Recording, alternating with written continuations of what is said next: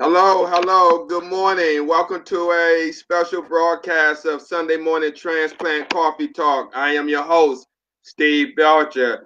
I'm sorry for the lateness. We had some technical difficulties, but we're now on track. We have Sara Millard all the way from Pueblo, Colorado. How's it going, Sara? Good morning. It's going all right. Good morning, Steve. Good morning, Facebook. Great. It's good to see you. Great. Nice smiling face. How's the weather in Colorado? It's cloudy this morning, but it's not too bad. Yeah, it's cloudy here as well in Baltimore. I think it's kind of been raining across the nations in certain states. That's something we kind of needed. There's been a lot of fires out west, so Right? Has that impacted Colorado? yes, Really? especially the asthmatic community. Wow. Wow. As far as the smoke? Oh yeah, it's visible. You can feel it. It's intense. We just got back from the transplant games in Salt Lake City, and I felt so bad for the track runners. They were just Wow. most of them were not in that altitude to begin with, let alone the smoke. It was just pretty intense. Great, great. So for those of the viewing audience that's watching, we just got back who hasn't heard your story, share briefly how you ended up here today. Let alone the smoke. Well, I It's pretty live with intense. chronic kidney. Great. So for those I of viewing audience that's watching, dialysis uh, who hasn't heard your story, 17 years. share. I got a kidney on March 17th, 2017. Um, it was my 152nd surgery. I had a lot of complications, a lot of urological and cardiology complications that I had to overcome. Luckily, I had an amazing team on my side. University of Colorado Hospital is one of the top hospitals in the nation, especially for transplant.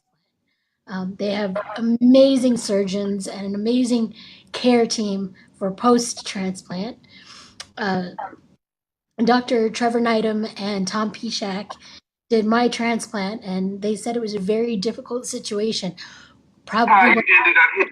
they've had to deal with in their career.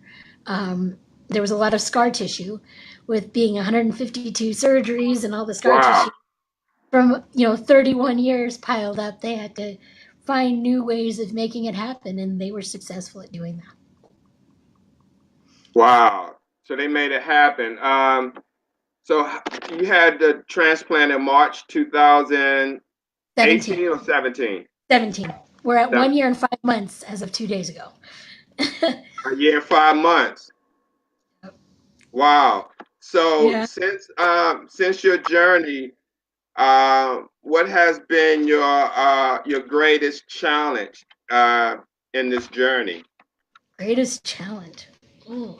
Um, I think for me, it's keeping a positive attitude. Hi, Sarah, you still there?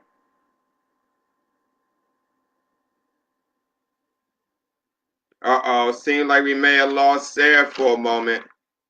Hopefully we can get her back going.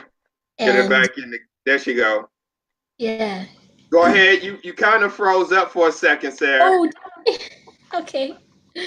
Well, a lot of it was keeping a good attitude, and it's been a challenge. Um, we had a lot of ups and downs in infections and lab numbers not adding up where they should, and things like that. And that I think has been kind of the biggest challenge is keeping that the bigger picture, as my surgeon likes to say, that perspective that there's much more than what you see right in front of you, and to know that I'm living a life I wouldn't have lived a year and 5 months ago, anyways. It wouldn't have even been possible to complain about it.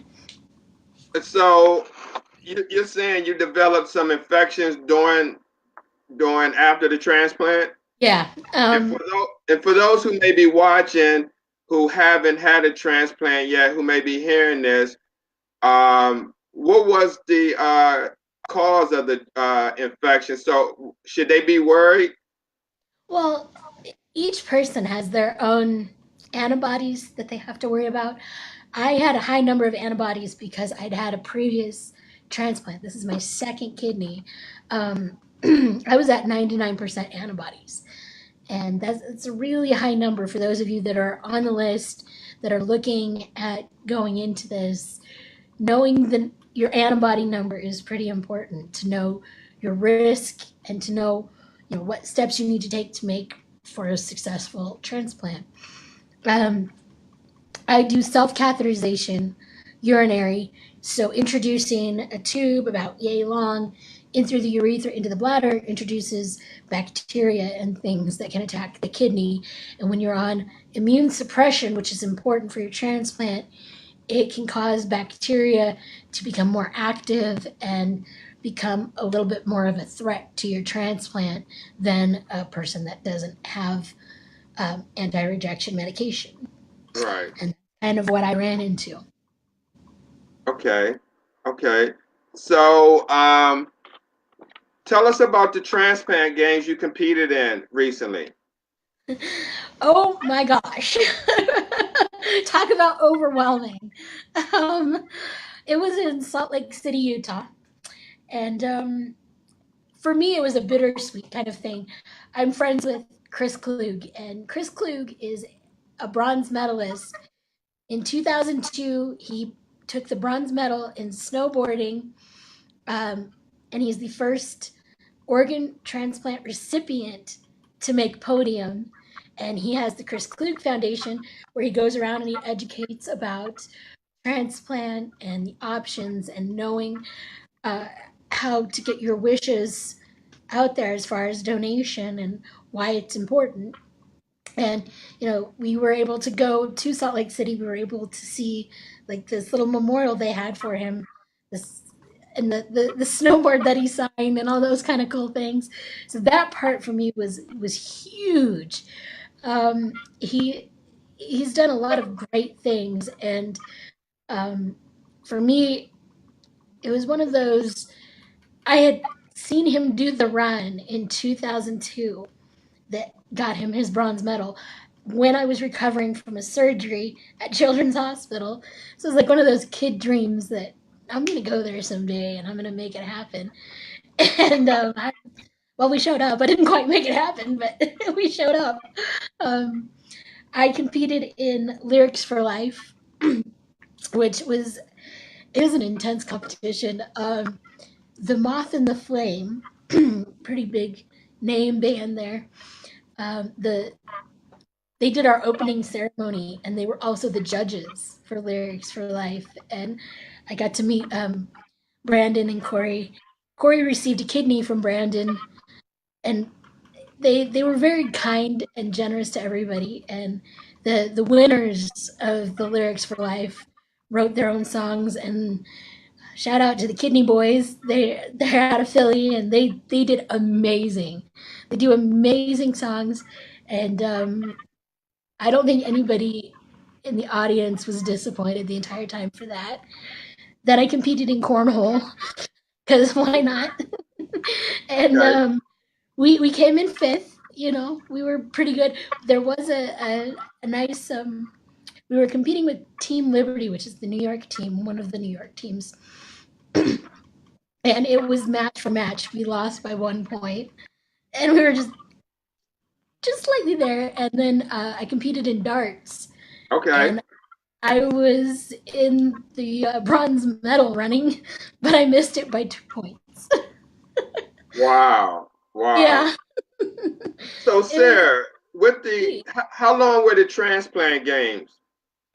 It was 5 days of insanity. So the whole It 5 days was nothing but competition? There was all kinds of things going on, multiple things, just like the Olympics.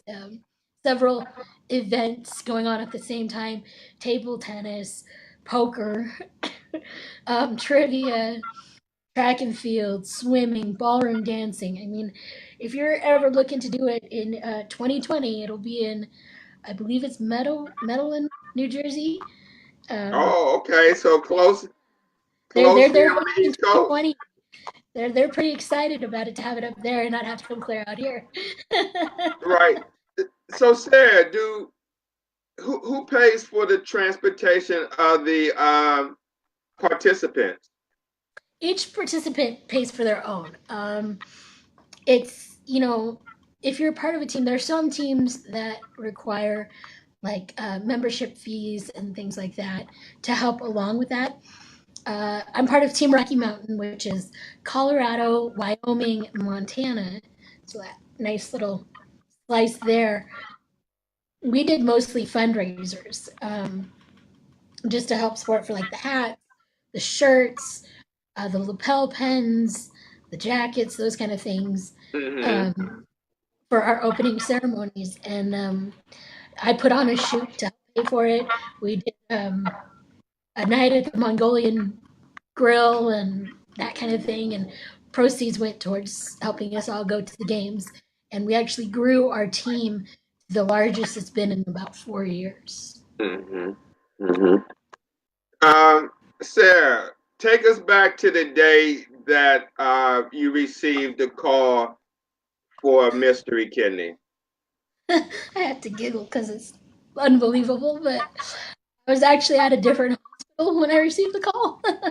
um, I was in Pueblo and I was getting ready to get my native kidney looked at because I was having problems with it. And they were getting ready to call my name, and I saw that it was a hospital on my phone. I said, "Just a minute, let me answer it." They said, "You doing anything?" Like, just getting my kidney looked at. They said, "Oh well, you want another one?" I was like, "Sure." And they said, "Yeah, we've got one for you. Be ready, get packed, because it takes us about 2 hours to get to the hospital from where we live." And so I finished up with my ultrasound back home, got the horses fed, the dogs fed, was like on pins and needles until I got the final call saying, "Yeah, it's a go. Get down here. We're ready for you."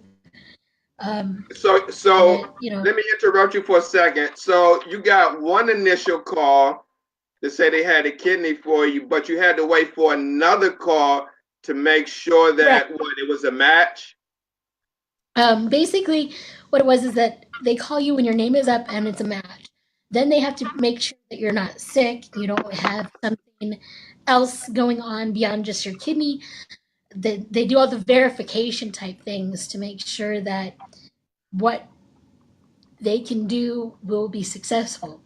Um, it takes about 8 hours to get all the testing, to make sure there's nothing that's gone wrong with this particular kidney in transportation, in procurement, all of that.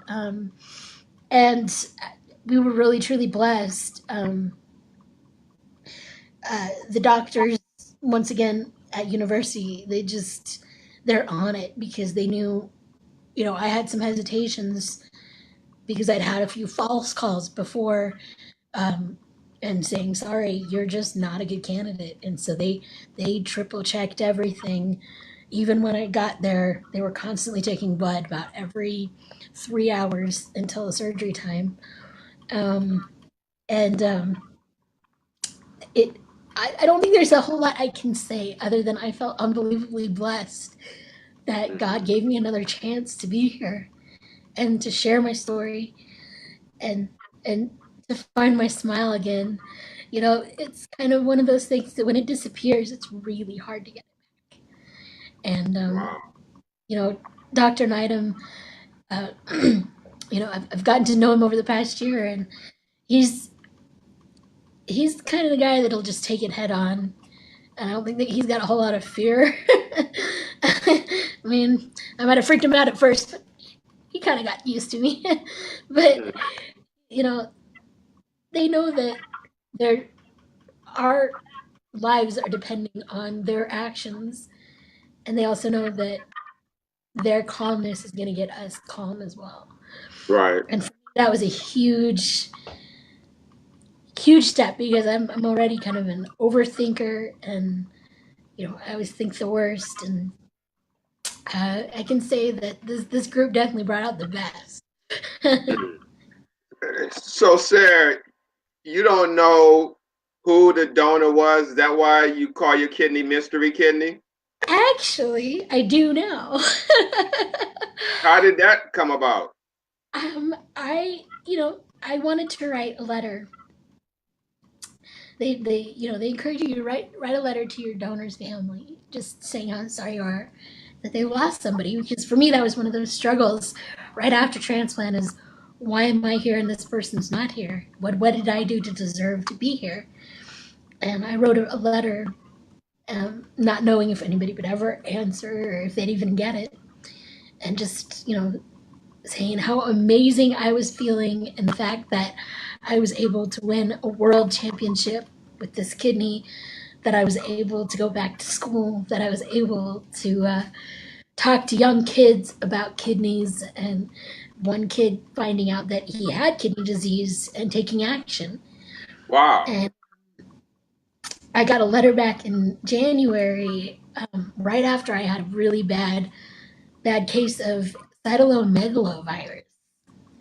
I was in the hospital for 43 days and I thought I Mm. was losing the kidney. So I got out of the hospital, came for a follow up, and there was a letter waiting for me from my donor mom. And my donor's name was Letitia. She was a bank supervisor for a long time and then decided to follow her dream of being a beautician. And apparently, she was an amazing beautician. She had two daughters, and her mom said that she lived life to the fullest and that there was never a dull moment. I'm like, that is so my life. Mm. That explains so much. Wow. And she wants to stay in contact. And donor moms and donor dads and families like that, they keep the recipients going just as much as the recipient family Right. because we can see progress and we can strive for something for someone else and know that the things that we're doing are impacting other people's lives, not just our own.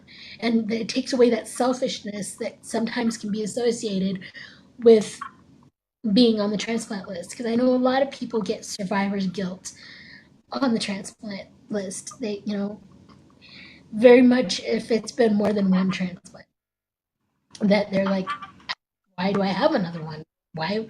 How come this many people have to die for me to live?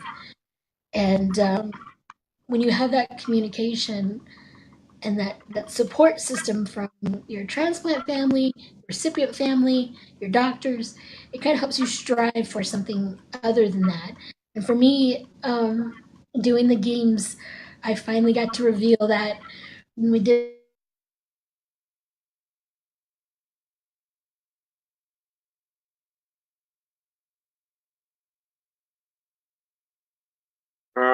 My screen froze up, but hopefully Sarah will uh, chime back in. There you go. You kind of froze up for a moment, Sarah.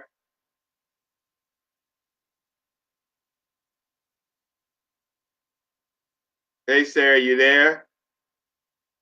We have some connection activity.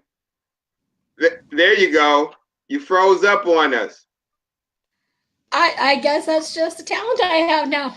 Yeah, it could be the connection from maybe where you're at. Are you up in the mountains? I'm at the hospital, so it's a possibility. Oh, sorry to hear that. It's Wow. Um, do you have any? Can you hear me? Yeah, Well, first of all, I didn't know that. Thank you for taking the time out from your care to join us this morning. I really appreciate that. of course. Also, do you have any idea when they may discharge you? Today. Oh, wonderful. That's Yeah, absolutely wonderful. But yeah. what I wanted to share with you was something that you said before the screen froze about the donor's family and you thinking, talking about the survivor's guilt and your purpose on getting the kidney. Well, you're right because according to according to statistics, every day 12 people die waiting for a kidney. Yeah. So I mean that's really startling to hear that. If it's 12, I mean we don't actually really know what number, but these are the research numbers that they put out. It could be more, it could be less, Yeah. but just to know that someone who's waiting for a kidney transplant could possibly not be with us the next day as a result of waiting is is is I don't know what the word to use, but you just Yeah. don't know who's going to pass. Exactly. Exactly. It's it's an astonishing number, especially, considering it's the one organ, you know, that you can donate while living. It's a very tricky situation, and so those living donors out there that make it possible for other people that don't have living donors that match them to get kidneys. I mean, they're moving things along for everybody. My first kidney was a living donor, was my dad, and so that meant somebody else on that.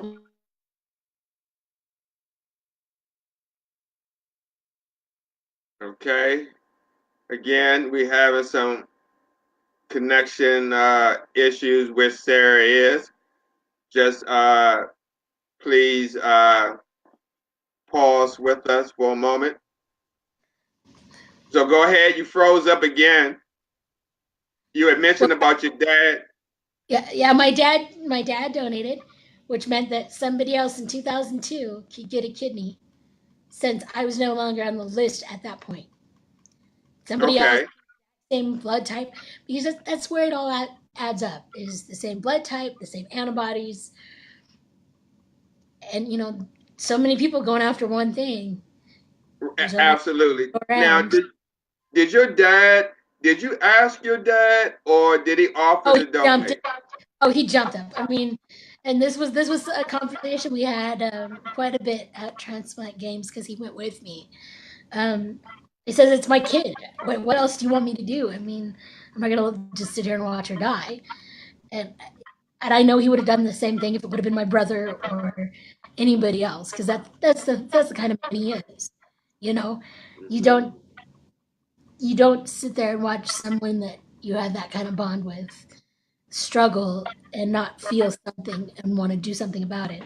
My mom's the same way. We were not a match, but she was also the one that kind of took care of things when I was younger. Um, I mean, we had to calf constantly, so she had to be kind of as we like to call it, my drug dealer. 4-year-old with a drug dealer. She had all the medications and all the supplies, and I mean, we So so really, you so you had a good support system. yeah. I mean, and it's so important to have that. It really is. What what do you suggest for people who's dealing with kidney disease who wants to get on a transplant list that doesn't have a support system? Yeah, that's it's I find that a lot actually. I would suggest, if you're on Facebook, there are so many amazing support groups on Facebook, and you know you cut through all the crazy, of course, the nonsense stuff, and you can find some really gentle giants and strong-willed people that will help find the support that you need. Turning to your spiritual families, if you have that, um, turning to your dialysis technicians, people that will encourage you to be you and do your best, and not to live to somebody else's standards, because you're made the way you are, and only you can fulfill what God has given you.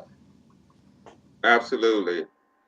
Um, so what has mystery kidney or the transplant, what has that afforded you to do since not being on dialysis? How has your life changed?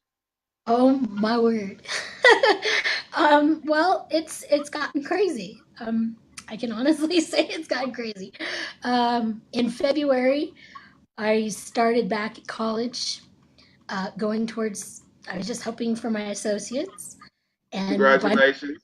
I got my associate's degree in divinity. And Oh, then great, great. as of last week, I got my bachelor's degree of divinity with an emphasis in chaplaincy. Oh, you just got your bachelor's? Yeah, I just finished last Wow, congratulations, Sarah. year. Wow, So that's yeah, it's that's kind of wonderful. crazy. Um, Do you think you would have completed that if you didn't have the transplant? no, I tried 7 different times trying to get my associate's degree in 14 years, and every time was met with massive tragedy. Whether it was 2 heart attacks, series of strokes, or severe seizures, every time I had to drop out or defer, and you know, pretty much the moment they put that kidney in, things kind of had had a different path for me to go on, and it's been bumpy, but it's been fun. Right. How important is organ donation? Oh, How important is that to you? so important. Oh my gosh. If there's anything I gathered from the transplant games and hearing others and their stories, it was that the hope of getting it is what needs to stay. And people following through need to stay because it changes a life, and it changes one life that can change another and another. Like Chris Klug often says, his kids would not even be here if he hadn't gotten his liver transplant. There would have been no way. He was very, very sick, and I know that I wouldn't be here, and that my parents wouldn't be doing the things they're able to do without me being able to be kind of out of their shadow a little bit, and more independent and on my own without being 24/7. Oh god, she's gonna have a seizure or a heart attack, and we need to be right there.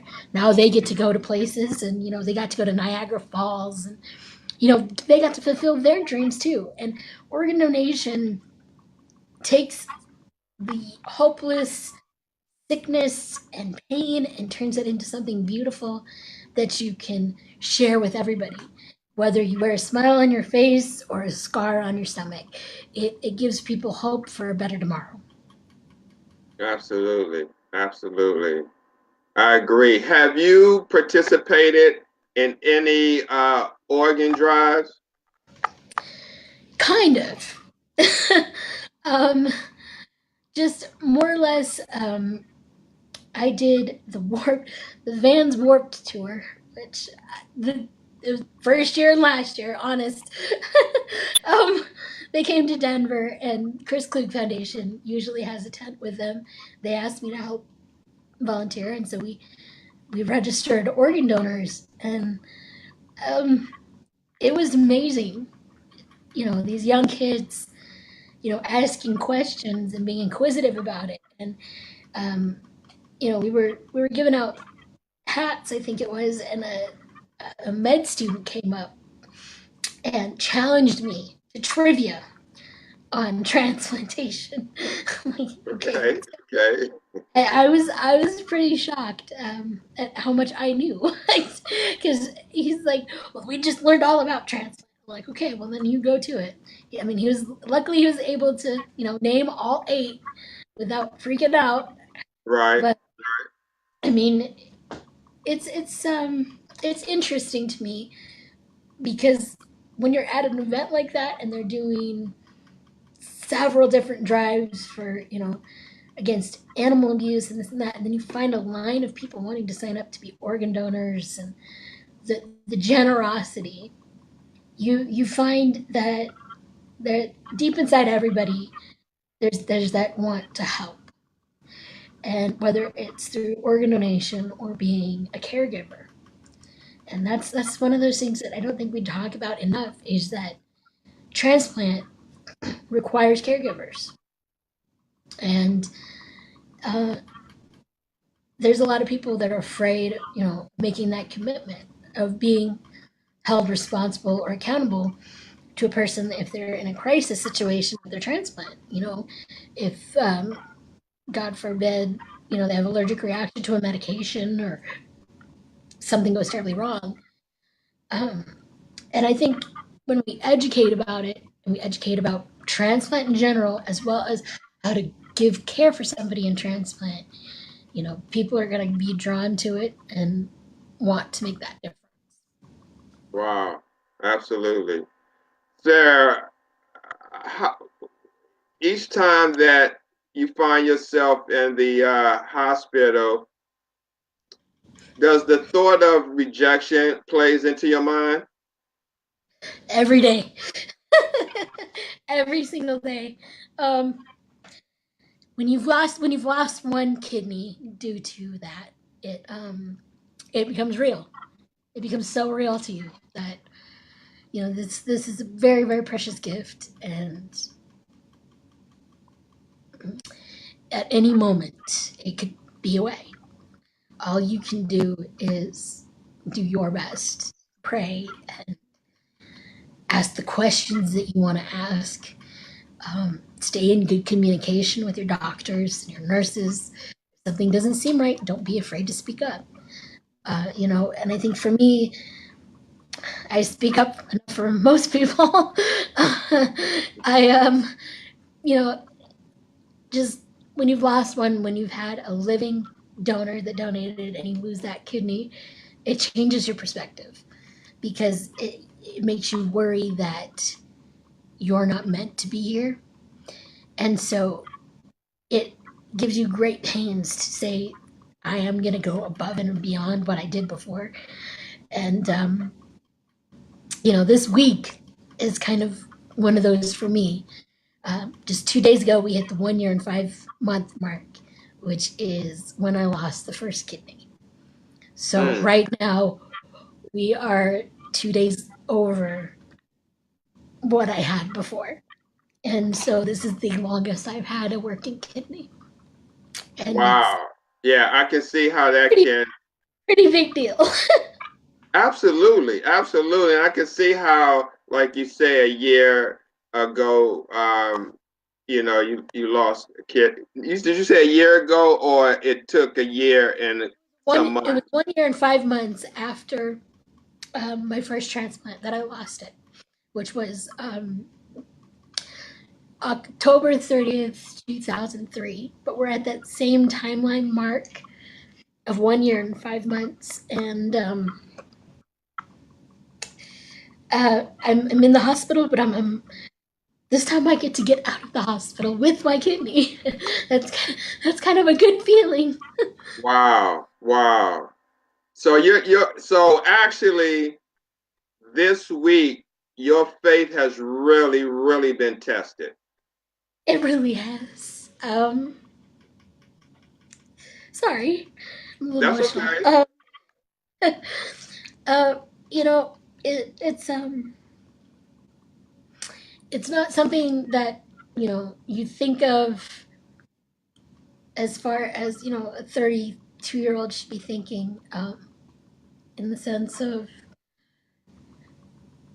I don't have a tomorrow and those kind of things. We got back from the transplant games, and right away I was admitted, and I really did think, well, I hit the transplant games, and that's all I can ask for. Uh, but like I said, I have such an amazing team, and they got me through this last infection really well, and you know we're hitting milestones together, and I think that to me it's is a lot better to hit it with somebody else than just say, oh, I hit that by myself, because there's no way I could by myself. And it's really weird to think that tomorrow I'm going to wake up, and the day after tomorrow and the day after tomorrow, like when you're a young kid, and they tell you you don't have a future. Hmm. Tomorrow doesn't even seem like a concept. It's just, if it happens, it happens. And now it's like, Right. okay, well, a week from 6 days from yesterday, we're going to do this. So that's never been my life. That has never been my life of planning that far ahead. And now, I've kind of got my eyes set on 2020 and maybe doing the World Transplant Games in Norway for the winter. Absolutely. You know, I mean, when I hear your story about the transplant and what you just said, it made me think about um, my buddy that I met on Facebook um, named Earl Winston Carter Jr. that recently passed away from a bloodstream infection in Dominican Republic. That's where he lived. He lost his kidneys at 20 years old from Baltimore City, but this guy never let his illness stop him from traveling the world. He was also a devout Jehovah Witness, and he lived his life to the fullest. And what I found out yesterday, but he had told me, but it really kind of didn't rush it. But he had three transplants. He Wow. had three kidney transplants, and I know you said you had two. Ew. But, Yeah. but my point is, Sarah, there's some people who's been on dialysis 15, 10, 20 Yeah. years that hasn't had one transplant. Wow. And just the statistics that I shared with you earlier, it's nothing short of a miracle when someone does get the gift of life. And now I can see how important Yeah. that gift is. I mean, me myself, um, I'm ineligible to be a donor. I mean, I have stage one kidney disease. I never shared that. But I mean, it's in stage one. I caught it, and I'm doing everything that I can to keep it right there at stage one. But I mean, I just see how important that that transplantation is, which I didn't see before early in my career. Right. Uh, Now I see the big picture. And even through my journey doing dialysis, I met an individual who gave his mom a transplant, and then he ended up on dialysis, and then the mom ended up losing her son's kidney after 5 years. So when you hear these type of stories, or when other individuals who may be in the same center and see this or hear this, it may it, it may kind of cloud the transplant donation awareness, because people who see that, they may think they may go through the same situation. Yeah.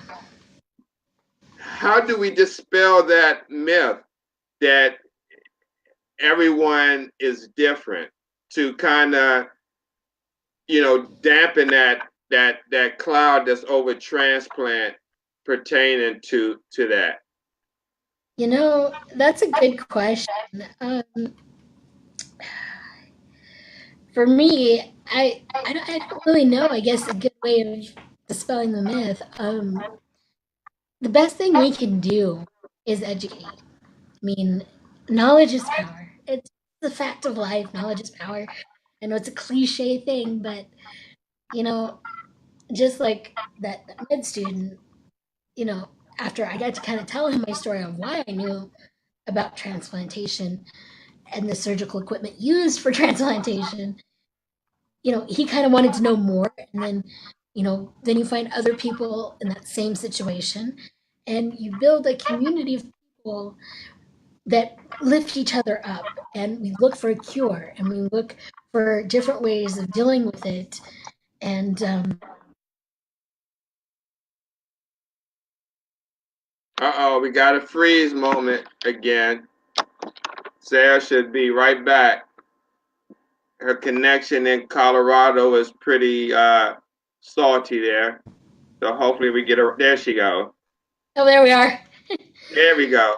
There we go. I have a renal fellow here at university that anytime there's a question as far as dialysis versus transplant, and we have a deep conversation about it, he always looks at things in such a broad perspective and then looks at it at a very individualistic style. Because there are some people that they're not going to be able to maintain a lifestyle on transplant. They don't want to keep up with the medication. They don't want to keep up with the appointments. They don't have that extra drive to stay in shape. Um, I kind of refer back to the interview you did with Renal Morgan and how he kind of took his own action in getting better and had to take that first step. And there are some people that is the hardest thing that they will ever do is take I'm that first. sure. I'm And sure. my my thing is to try to go back to the dialysis units that I grew up on because really that was my childhood was dialysis. My Children's Hospital of Denver, which is right across the street here, I saw them um, not long ago, and those kids have a life that they have to learn how to transition into. Do I want to transplant or do I want to stay on dialysis? And how do I want to do that? And it's a tough decision to make as a kid. And then you look at the outpatient adult unit, and even in the senior situation, that's a hard decision to make. Do I want to fight real hard for another surgery? And I know a lot of them go, I don't want to be a burden on my kids or my grandkids, or I'm old enough, I'll die, it's fine. Every story, every person has a unique detail, and if we can support one another in that decision and help each other kind of figure out what's right for each other. I know for me, my life has always been active. I Sitting still is not my thing. You've kept me sitting still long enough. Right. Go a little, Right. and transplant is the thing that it's keeping me going the best. I mean, I spent 17 years on machine. I tried to make the best. I really, really did. But towards the end there, and I'm sure my text will tell you all the lovely horror stories. I was not exactly the spry person you see in front of you. There were words. Right. Right. That's understandable. you know, but each person has to look towards their future and say, I'm responsible for me. Now, how do I want to handle it? What can I handle? What do I know that I can handle by myself, and what do I need help with? And not be afraid to ask for help in making those decisions, even if it comes down to your diet. Um, because there are some that have to make major diet changes. With diabetes being one of the leading causes of kidney disease, that can be a huge factor in do I want to transplant? Because, those medications can mess with your blood sugar. Right. So, Sarah, the dialysis center where you used to go to, so I'm sure there's still individuals there to receive treatment that was there when you Yep. was there. Oh, yeah. So I mean that I mean when you look at the big grand scheme of things, you know, by you getting the transplant opposed to the people who probably been there before you and still there after you left, that's pretty incredible. Yeah. You know, um, there's some of them there that um, saw the worst side of things um, before I got transplanted, and they were maybe put off at first of going towards transplant. A few of them, this would have been their second go time, a lot like me, and there was a 17-year gap between mine. And so when I came back to the dialysis center and talked with those that were looking at transplant again, things have changed. Medications have changed. The side effects have changed. It's gotten a lot better. You know, a decade makes a difference. And for some of them, it was 2 decades since their first transplant. And a few of them have been listed since then. So, you know, it's moving forward. It's moving forward with progress. And, um, you know, people like Chris Klug Foundation and others that educate the general public about why it's important, kind of help progress people to signing up to be donors. Okay, we got another freeze. She'll be right back. Sorry, guys. That's the connection up in Colorado. I'm hoping to see her back in a couple of seconds.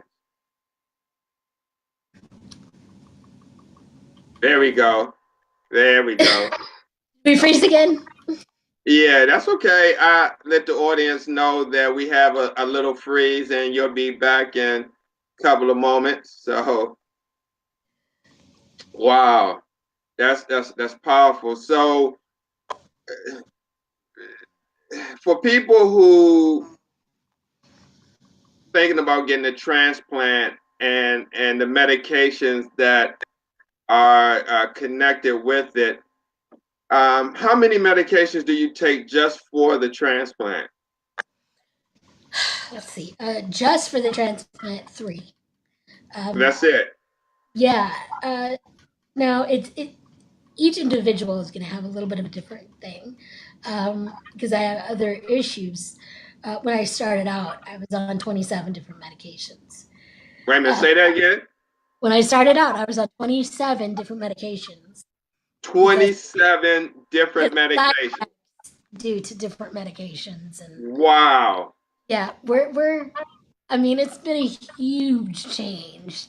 There are 3 main medications that I'm using. Prograf, which it's a newer medication, really, compared to the 90s. It kind of took place of cyclosporin. Prednisone, good old prednisone. And then Mm-hmm. I'm on Imurin, which is another form of immunosuppression that's a little bit lighter. When I had CMV, I had to change medications so that they could fight the bacteria without killing the kidney. Wow. And that's one thing you have to worry about when you fight infections and you have transplanted kidney. You have to worry about the medication not being a contraindication to the transplanted kidney. Yeah, there's a lot that don't go well together, and but if you have a good team and a good pharmacist, you can usually get by. Wow. So what's next for Sara? That's a good question. Getting out of the hospital. Other than getting out of the hospital, how well? Let me ask you this before you answer that. How's your pony, Dad? Taz? Taz is awesome. Oh, that little man. He's such a spark. He's doing great. He had gotten attacked actually back in March by a couple of pit bulls, but Mm, he's recovered from it, and he didn't lose his eye over it because they'd gotten infection. wow. He's doing good. Playing, being ornery and spoiled as usual. He took the season off so that I could pursue other things, and my hope is when I get out of here to get back to driving him a little bit, and then kind of celebrating my bachelor's degree and then applying for seminary. Wow. So are you doing any type of clergy work or anything in the community? Not yet. I just graduated, and I'm looking to go to Calvin Theological Seminary in Grand Rapids, Michigan, in the spring. So I'm going to take a little bit of time off, just because it's kind of hard to cram 4 years into 6 months. I want to Right. move fast. um, so I'm going to take some time off and make sure medically everything is good. And then I'm going to apply for pastoral care and leadership. And it's kind of one of these, another one of these like bittersweet type things. My surgeon, Dr. Needham, his dad was actually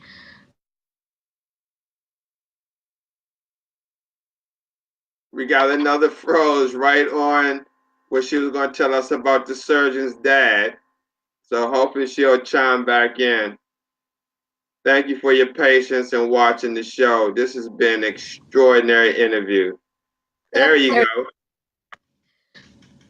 So you was talking about your surgeon's dad. Yeah, he was a professor at Calvin Theological Seminary, and it was very interesting to find that out because beforehand I didn't know that until I was looking at grad schools, and it was kind of like one of those things of, other than a sign saying, "Yeah, you should probably go that direction." It was very interesting, and it seems like a good idea. That's wonderful. That's wonderful. I know we're coming down to our end, but let me just ask you this: what advice or suggestions could you give someone right now who may be watching, who may be in a hospital, um, maybe in the same situation that you're in, have a transplanted kidney, they may be in for some other incident that may have some effect on the kidney, and they're worrying and thinking that this may be it. What hope could you offer them, or probably any suggestion of maintaining that faith? um, my suggestion would be to hold strong to the faith that you have. And if you feel like your faith is shaken, look around you and talk to people that are in your similar situation. Talk to your nurses. Some of the nurses may not be, willing to be real friendly, but some of them, I'm betting, will be real friendly and give you a perspective of looking for things to be positive about. Um, Asking the nurses about their home lives kind of gives you that one-on-one motivation that there's more in this life than what you're battling right now. Um, I know it can be a very bleak situation, and I'm saying that from complete experience. For me, it was, I had an amazing surgeon that saw that there were signs of trouble. Mentally, for me, not seeing things in a good perspective, and he kind of sat down and said, "You got to look at the big picture. You you were on dialysis for 17 years, and now you're not. And now you have this whole world in front of you, and it's yours to do with it as you please. And you are the one that's going to make the difference for you. Nobody else can tell you who you have to be." Anybody watching want to reach out to you, contact you? Is there a way that that can happen? Yeah, they can contact me on Facebook, Sara Millard. See the picture. um, they'll see the kidney sign. That's me. Um, Instagram, Sara Millard 85. Same as Twitter. I'm usually pretty friendly. Good. Anybody or anyone you Anyone? would like to say hello to, or any last words of departure? My last words, huh? Well, Oh. you know. Well, hi to everyone from Transplant Games that decided to watch. We had a blast, and Team Rocky Mountain did amazing things. I think we brought home over 50 medals, and everyone worked really hard. And thank you to everyone that helped support everybody that went into the games this year. And I think we all look forward to training for the next one. Oh, Sarah, one thing I forgot that I just want to hear. Who was that Guinness Book of World Records? Explain that to us. Okay, so Turkey had actually set the Guinness World Record with The country Turkey? the country Turkey in I believe it was the beginning of 2018 had 484 organ recipients in the same place at the same time, standing for more than 10 minutes. And so we broke that um, on the 7th, August 7th. We broke that with 540 recipients in the same place at the same time, standing for more than 10 minutes. And we are now officially in the Guinness World Record. Wow. Yeah, it's kind Congratulations. of, yeah, Congratulations. get a pin and That's all. That's wonderful. That's awesome. it's good to know that we've got that many out here. Wow, that's a lot of people in one place at one time. Really is. All right, Sarah. Well, look, Sarah, we definitely wish you a speedy recovery. Like you said, you're getting discharged today. That's great. Tell Taz hello and give our wishes to your family. I'll be seeing you on Facebook. And again, thank you for taking the time out and giving us your story and everything that you're going through and your challenges and your triumphs. And hopefully this will help someone else that's going through the same situation. It's my pleasure. All right, Sarah. Take care. God bless. We'll talk with you soon. See ya. Bye, Sarah. Bye.